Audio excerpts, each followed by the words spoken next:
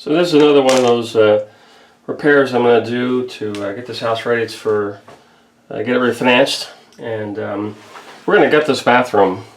I'm going to make a temporary repair here to cover up this exposed concrete where the old vanity was.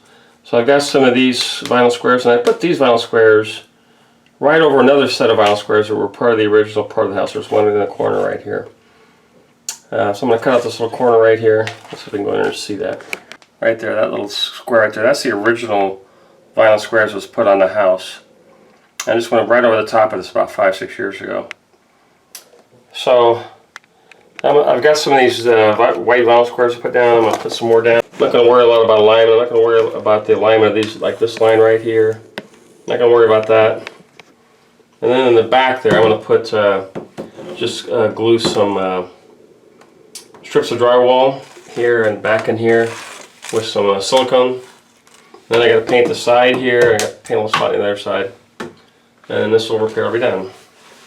So this is just one of those things I got to do. I'm trying to clean up all these little minor repairs so the bank doesn't raise a fuss about, well, you got an accumulation of a lot of deferred maintenance or repairs that need to be done, so they won't fund the loan. So I got this little strip of drywall back there in the back there. Goes to the corner, and I'm going to put another one right there. The one thing I want to mention was, you see this a lot in houses where when they install drywall, they only take it down 1.5 inches above the floor. And then they put the baseboard here. You can see some baseboard there. Right there, baseboard.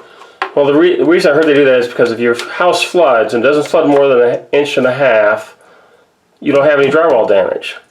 The drywall is really easy to repair, and throughout the house, the rest of the house, we have no baseboards. We ran the drywall right to the floor and then painted it. So I don't think this is, leaving this gap, I don't think this is necessary. I'm not even sure it's in code, but I'm not going to do it here. And then as far as this under the cabinet, I'm not going to worry about painting that or anything. That's out of sight, out of mind. I'm just going to patch it up. I'm going to paint that to the right there.